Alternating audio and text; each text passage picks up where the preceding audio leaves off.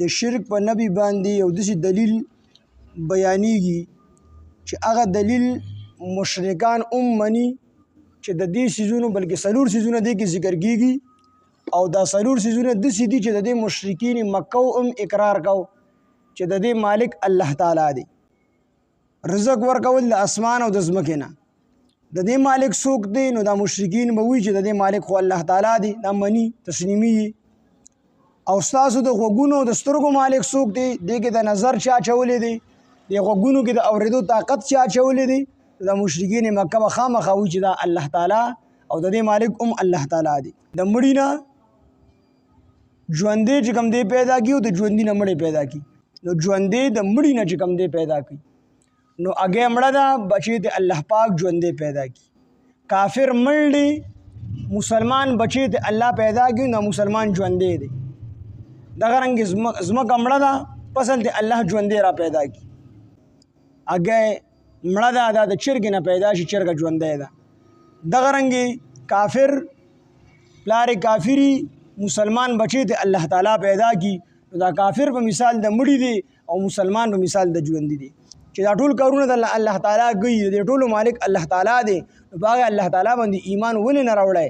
هغه سره دا نور شریکان ولې منئ؟ هغه نه یریږئ نه؟ د حق نه وروستو بل څیز نشته، یو څیز به یا حق او یا به باطلي.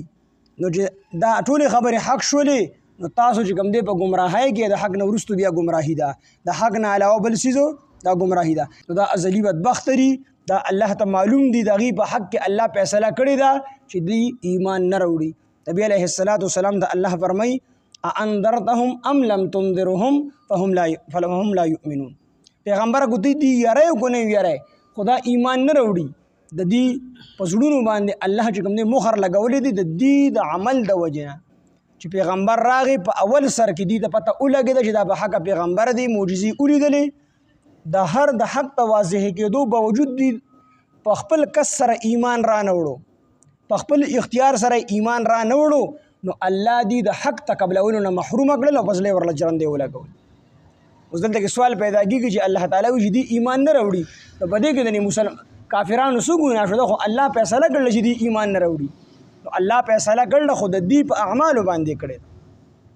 په اول سر کې چې پیغمبر راغی دې په ایمان را نه وړو په خپل اختیار سره. انسان ته الله لږ غوندې اختیار ورکړی دی، او چې کله یو انسان په خپل اختیار سره یو قدم په ګمراهۍ کې کیږي نو دا دویم قدم ول الله بیا په خپله باندې اوچتي په ګمراهۍ کې ولګي. نو د کافرانو د ازلي بدبخت چې وو نو دوی په خپل اختیار سره چې کله پیغمبر راغی نو د ضد او د عناد د وجې نه دوی په پیغمبر ایمان را نه وړو. د هغې په نحوست سره الله دوی همیشه دپاره د ایمان راوړلو نه محرومه کړه. داسې څوک شته دی چې په ړومبي ځل باندې د عقل مطابق یو څیز جوړول دا ګران دي؟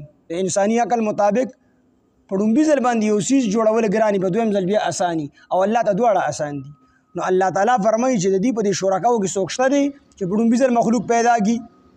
360 بوتان دا په بیت الله شریف کې پراتو پای کې یو بت داسې شته دی چې یو وړوکې غوندې مخلوق یې جوړ کړي، ماش یې جوړ کړي یا مړ ماش یې ژوندي کړي، نو نشته دی.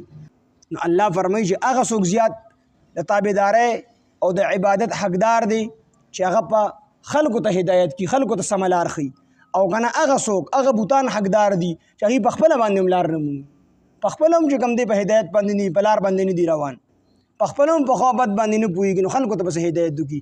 نو دا بوتان زیات حقدار دي کو الله تعالی؟ نو بېشکه چې الله تعالی حقدار دی.